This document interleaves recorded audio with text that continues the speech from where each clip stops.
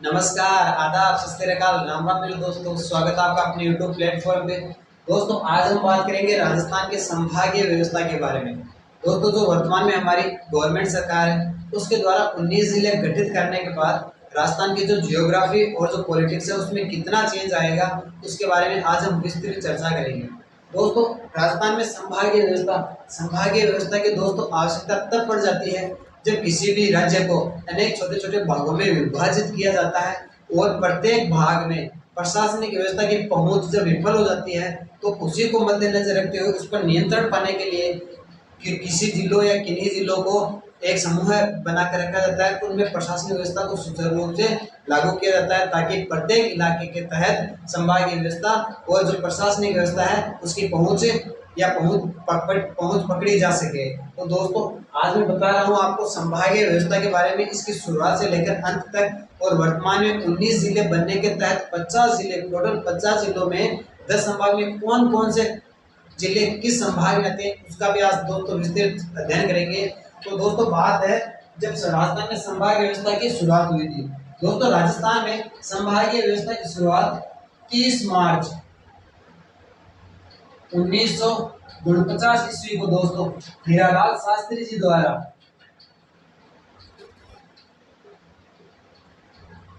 राजस्थान में संभागीय व्यवस्था की स्थापना या शुरुआत 30 मार्च 1949 ईस्वी को हीरालाल शास्त्री के गवर्नमेंट द्वारा इसकी शुरुआत की गई थी। दोस्तों, कुछ समय बीता और 26 दोस्तों यह हीरालाल शास्त्री उस समय हमारे पीएम हुआ करते थे हमारे राजस्थान में। 26 जनवरी दोस्तों 26 जनवरी 1950 को संविधान पूर्ण रूप से लागू होने के पहले राजस्थान में जो मुख्यमंत्री था उसका पदनाम प्रधानमंत्री था, और 26 जनवरी 1950 के बाद पीएम से बदलकर ना इसका पदनाम कर दिया गया दोस्तों सीएम। तो 26 जनवरी 1950 ईस्वी को हमारे सीएम बने हीरालाल शास्त्री, जिन्होंने 30 मार्च 1949 ईस्वी को संभागीय व्यवस्था की शुरुआत की थी। दोस्तों, कुछ समय बीता और राजस्थान के एकीकरण के 7वें चरण के तहत दोस्तों 1 नवंबर 1956 ईस्वी को राजस्थान हमारा वर्तमान स्वरूप, जो राजस्थान में वर्तमान एलोकेटेड इसकी जो लोकेशन है वह है 1 नवंबर 1956 ईस्वी को 7वें चरण के तहत संपन्न हुआ। और 26वां जिला दोस्तों उस समय 26वां जिला अजमेर को बनाया गया। दोस्तों, 1 नवंबर 1956 ईस्वी को एकीकरण के 7वें चरण के तहत 26वां जिला अजमेर को बनाया गया। दोस्तों, कुछ समय बीता और दोस्तों अप्रैल 1962 ईस्वी में मोहनलाल सुखाड़िया जी, दोस्तों मोहनलाल सुखाड़िया जी की गवर्नमेंट द्वारा इस संभागीय व्यवस्था को बंद कर दिया गया। अब हो सकता है दोस्तों कि इनके नजरों में संभागीय व्यवस्था की कोई या तो खास अहमियत नहीं रही होगी, या फिर इन्होंने इनको संभागीय व्यवस्था इनके नजरों में कुछ अच्छा कार्य नहीं करते हुए नजर आ रही होगी, जिसके तहत मोहनलाल सुखाड़िया जी ने संभागीय व्यवस्था को अप्रैल 1962 ईस्वी में इसको दोस्तों बंद कर दिया गया। अब दोस्तों कुछ समय बीता और 26 जनवरी 1987 ईस्वी को दोस्तों 26 जनवरी 1987 ईस्वी को नए सीएम बनते हैं हरिदेव जोशी जी। दोस्तों, नए सीएम बनते हैं 26 जनवरी 1987 को हरिदेव जोशी जी द्वारा। इस व्यवस्था को इन्होंने तो पूर्ण बंद कर दिया 1962 ईस्वी में। जिस व्यवस्था को मोहनलाल सुखाड़िया जी ने बंद किया, उसी व्यवस्था को हरिदेव जोशी जी ने पुनः स्टार्ट किया दोस्तों, पुनः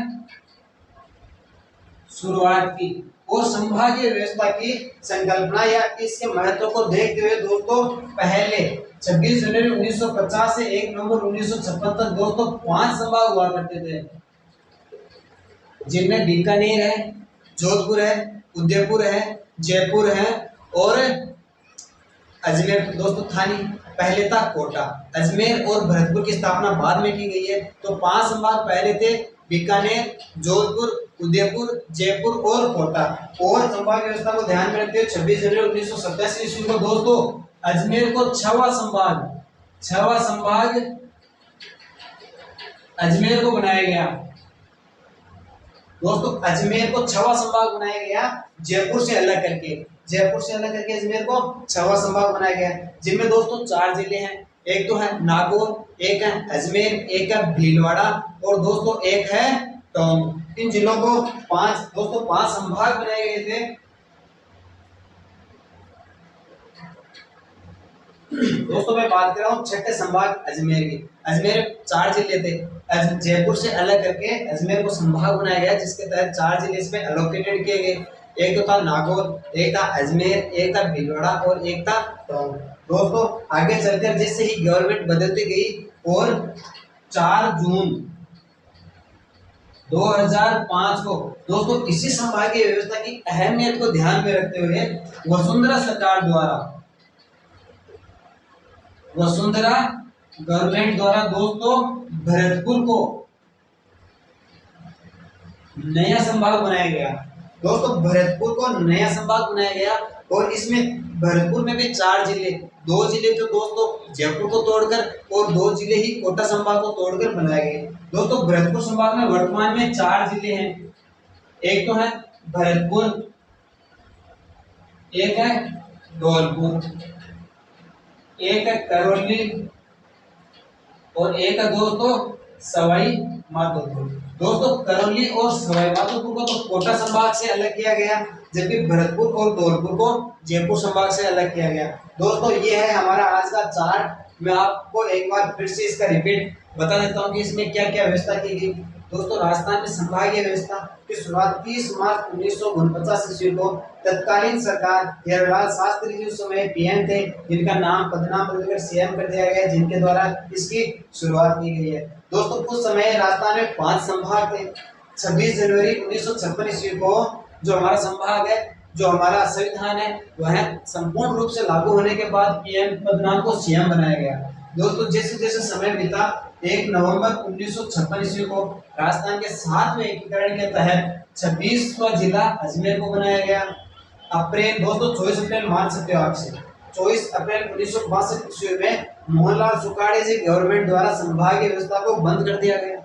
और समय बीता 26 जनवरी 1987 ईस्वी को हरिदेव जोशी जी गवर्नमेंट द्वारा इसकी पुनः शुरुआत की गई। साथ ही 6वां संभाग अजमेर बनाया गया, जिसमें 4 जिले रखे गए।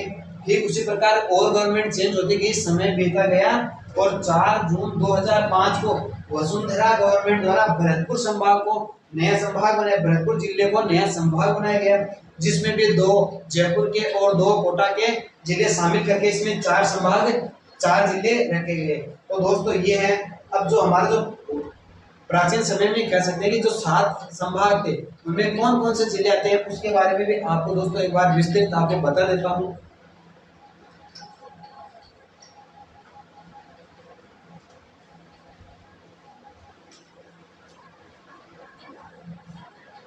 दोस्तों मैं शुरुआत कर रहा हूँ बीकानेर संभाग से। दोस्तों बीकानेर संभाग में 4 जिले थे। एक तो था गंगानगर, एक था दोस्तों हनुमानगढ़, एक था दोस्तों बीकानेर और एक था चूरू। 2 नंबर पे ले लेता हूँ दोस्तों जोधपुर संभाग को। दोस्तों जोधपुर और उदयपुर ऐसे संभाग है जिनमें 6 जिले हैं, बाकी के 4 हैं और जयपुर एकमात्र ऐसा संभाग है जिसमें 5 जिले हैं। दोस्तों जोधपुर संभाग में है जैसलमेर, जोधपुर, बाड़मेर, पाली, जालोर और दोस्तों सिरोही। दोस्तों बीकानेर में 4 जिले हैं, जोधपुर में 6 जिले हैं। आगे चलते हैं दोस्तों उदयपुर संभाग में।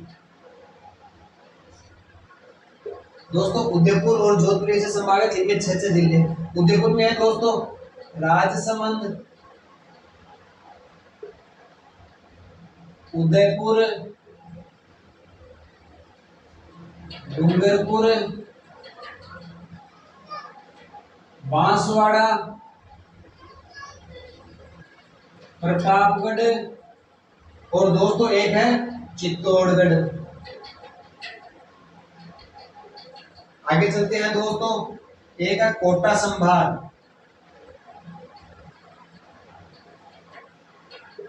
दोस्तों कोटा संभाग में जो हाड़ौती का क्षेत्र है वही इसमें आता है।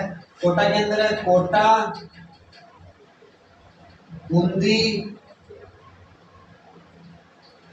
बारा और झालावाड़। आगे चलते हैं दोस्तों भरतपुर संभाग में। दोस्तों भरतपुर संभाग में भी 4 जिले हैं। एक तो है भरतपुर,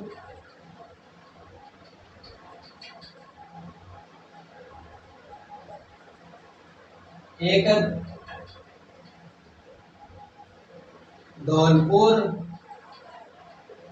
एक है दोस्तों करौली और एक है दोस्तों सवाई माधोपुर। आगे चलते हैं दोस्तों अजमेर संभाग में। अजमेर संभाग में भी दोस्तों 4 जिले हैं। एक तो है नागौर, एक है दोस्तों अजमेर, एक है दोस्तों भीलवाड़ा और एक आ जाता है दोस्तों टोंक। आगे चलते हैं दोस्तों जयपुर संभाग में। दोस्तों जयपुर संभाग एकमात्र ऐसा संभाग है जिसमें 5 जिले हैं। एक तो दोस्तों सीकर, एक है दोस्तों झुंझुनू, एक है दोस्तों जयपुर, एक है दोस्तों दौसा और एक है अलवर। दोस्तों ये थे वर्तमान में हमारे जो 3 नए संभाग और 19 जिले गठन होने से पहले 7 संभाग है। बीकानेर संभाग में 4 जिले हैं, जोधपुर में 6 जिले हैं, उदयपुर में भी 6 है, कोटा में 4 है, भरतपुर में 4 है, अजमेर में भी 4 है और जयपुर में भी 5 है। दोस्तों जयपुर एकमात्र ऐसा है जिसमें 5 है। अब दोस्तों मैं आपको वो बताने जा रहा हूँ जो 19 जिले गठन होने के बाद जो टोटल कुल 50 जिले हैं उनमें से 10 जो संभाग है उनमें कौन से जिले किस संभाग में आते हैं, उसका भी दोस्तों विस्तृत अध्ययन करेंगे आप।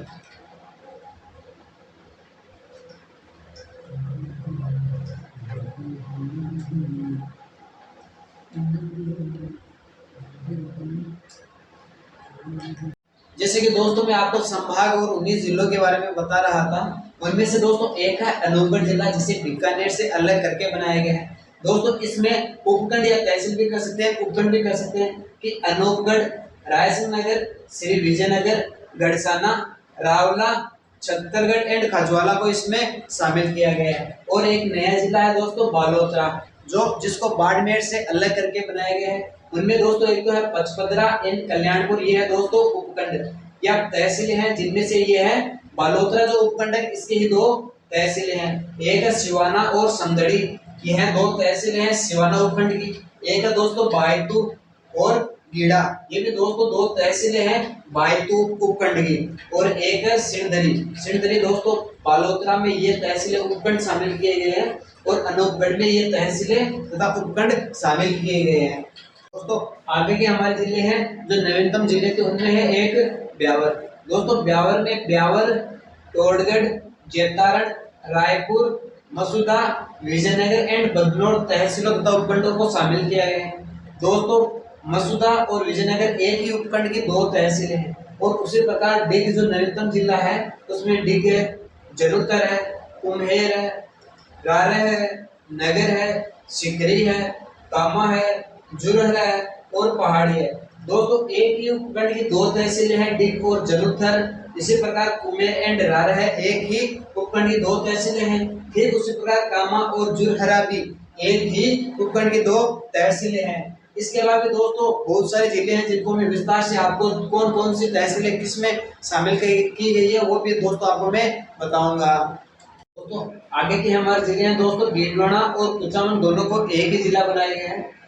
जिस भीलवाड़ा उपखंड के अंदर भीलवाड़ा, मौलासर एंड छोटी खाटू को शामिल किया गया है। उसके साथ ही लाडनू, परबसर, मकराना, नावा एंड कुचामन सिटी तहसीलों को भी भीलवाड़ा कुचामन में शामिल किया गया है तथा दोनों को प्रशासनिक तौर पर आधा आधा कार्य बांटकर ये दोनों को एक ही जिला बनाया गया है। दोस्तों एक आता है हमारा दुद्ध जिला जो जयपुर में स्थित है, जयपुर से तोड़कर इसको बनाया गया है। इसमें 3 तहसीलें 3 उपखंड है, एक तो है मौजमाबाद, एक है दोस्तों दुद्दू और एक है फागली। दोस्तों आगे का हमारा जिला आ जाता है गंगापुर सिटी। दोस्तों गंगापुर सिटी में गंगापुर सिटी, तलावड़ा एंड वजीरपुर तहसीलों को गंगापुर सिटी उपखंड के तहत शामिल किया गया है। उसके साथ ही बामनवास बरनाला को बामनवास के तहत और टोडाभीम तथा नादौती को भी गंगापुर सिटी में शामिल किया गया है। ठीक है दोस्तों, ठीक उसी प्रकार जो हमारा जो जयपुर जिला है दोस्तों, इसको मात्र बोले तो मोटे तौर पर 2 भागों में, एक तो दोस्तों जो अंदर का भाग है वह तो है नगरीय घनियाबादी वाला, और इसके चारों ओर के जो गांव तहसील हैं उनको ग्रामीण भाग में शामिल किया गया है। बाकी के अंदर वाले भाग को नगरीय क्षेत्र में, मोटे तौर पर दोस्तों इनको 2 ही भागों में विभाजित किया गया है, एक तो ग्रामीण है और एक शहरी। ग्रामीण के अंदर दोस्तों जैसे सांगानेर है, आमेर है, बस्सी है, जो अंदर का जो क्षेत्र है इनको नगर में शामिल किया गया है। दोस्तों आगे का हमारा आता है केकड़ी जिला, जिसको अजमेर से अलग करके बनाए गए हैं। दोस्तों इसमें तहसील उपखंड आती है केकड़ी, सावर, बिनाय, सरवाड़ और टाटोटी। दोस्तों सरवाड़ के तहत टाटोटी है। इस उपखंड में 2 तहसीलें हैं, एक है टोडा रायसी। दोस्तों इधर आता है जोधपुर जिला। दोस्तों जोधपुर एंड जयपुर दोनों की एक ही कंडीशन है कि जो घनी आबादी वाला क्षेत्र है जिसे नगरीय क्षेत्र कहा गया है, इनको एक को तो नगरीय भाग के रूप में विभाजित किया गया है और एक को तो चारों ओर का जो आवरणीय क्षेत्र है जहाँ पर आबादी कम है, जिनमें तहसीलें आती हैं, उनको ग्रामीण जिलों में शामिल किया गया है। दोस्तों काफी सारे तहसीलें हैं जिनको मैं अपने टेलीग्राम चैनल या फिर डिस्क्रिप्शन में जो लिंक दे रखा है उसमें अपलोड कर दूंगा, तो आप जो तहसीलें बची हुई है उनको देख लेना। दोस्तों आगे का हमारा जिला है शाहपुरा। इसमें शामिल है दोस्तों शाहपुरा, एक है जहाजपुर, एक है काचोला, एक है फुलिया कल्ला, एक है बनेड़ा, एक है कोटड़ी। इधर है दोस्तों सांचौर जिला, इनमें शामिल है सांचौर तहसील, बागोड़ा तहसील, चित्तलवाना एंड रानीवाड़ा। दोस्तों आगे का हमारा जिला है सलूम्बर। इसमें दोस्तों उपखंड तथा तहसीलें हैं सराड़ा, सेमारी, लसाड़िया। दोस्तों ये वही है लसाड़िया का पठार वाला ही, लसाड़िया, सलूम्बर, झल्लारा। ठीक दोस्तों उसी प्रकार है जोधपुर से अलग करके बनाया गया है फलोदी। दोस्तों जोधपुर के 3 भाग हुए वैसे तो, एक तो फलोदी, एक है ग्रामीण और एक है क्षेत्रीय। इनमें है फलोदी, एक तो दोस्तों फलोदी, एक है लोहावट, एक है आऊ, एक है देंचू और क्षेत्रावा, एक है बाप, एक है घंटियाली और एक है दोस्तों बापीड़ी। दोस्तों आगे का हमारा जिला है नीम का थाना, जिसमें नीम का थाना और पाटन शामिल किए गए हैं। दोस्तों उपखंड नीम का थाना उपखंड में दोनों तहसीलें, इसके साथ श्री माधोपुर, उदयपुरवाटी एंड खेतड़ी। दोस्तों खेतड़ी से मेरे गुरुदेव आते हैं जिनका जो उत्कर्ष क्लासेज में पढ़ाते हैं। दोस्तों वह नीम का थाना में जाने से बहुत परेशान है क्योंकि वह नीम के थाने के बारे में कुछ नहीं जानते, इसलिए वो बहुत परेशान है। और आगे है दोस्तों खेड़गल और तिजारा, जिनमें तिजारा है किशनगढ़ बास के साथ खेड़गल भी दोस्तों शामिल है। आगे है कोट कासिम, हरसोली, टपोकड़ा एंड मुंडावर। दोस्तों ये उपखंड भी है और जो 2 में ये निशान बना रहा हूँ, इसमें जो ऊपर वाला एक निशान है ये तो दोस्त दर्शाता है उपखंड को, बाकी में जो ये है तहसीलें, अर्थात इन तहसीलों को इन जिलों में शामिल किया गया है। दोस्तों आगे का हमारा जिला है कोटपुतली बहरौड। इनमें है बहरौड, बानसूर, नीमराणा, मांडन, नारायणपुर, कोटपुतली, विराटनगर एंड पावटा। दोस्तों मैंने आपको 19 जिले जो वर्तमान में नए घोषित किए गए हैं वह बता दिए हैं। बाकी के जो 33 जिले हैं वह उनमें है दोस्तों गंगानगर है, हनुमानगढ़ है, बीकानेर है, चूरू है, सीकर है, झुंझुनू है, नागौर है, जैसलमेर है, जोधपुर है, बाड़मेर है, पाली है, राजसमंद है, जालौर है, सिरोही है, उदयपुर है, बांसवाड़ा है, डूंगरपुर है, प्रतापगढ़ है, चित्तौड़गढ़ है, अजमेर है, कोटा है, बूंदी, बारां, झालावाड़, ऊपर अलवर, भरतपुर, धौलपुर, करौली, सवाईमाधोपुर, टोंक, बूंदी, जयपुर। यही थे दोस्तों, ये हो गए 33 जिले और 19 जिले मैंने आपको नए बता दिए। टोटल कुल मिलाकर 50 जिले हैं दोस्तों। वैसे दोस्तों 19 और 33 टोटल ऐसे नहीं है 50, जैसे कोटपुतली और बहरौड दोनों को एक माना गया है, तब मिलकर तीनों होते हैं, दोनों होते हैं 50 जिले। तो दोस्तों अभी तो आशंका और है कि करीबन 8 से 10 जिले और बनाए जा सकते हैं। अगर बनते हैं तो बाकायदा मैं उनको भी आपके सामने इसी तरह विस्तृत अध्ययन करके बताऊंगा। दोस्तों ऐसी ही बढ़िया वीडियो पाने के लिए हमारे चैनल को लाइक करें, शेयर करें एंड सब्सक्राइब जरूर करें। थैंक यू दोस्तों।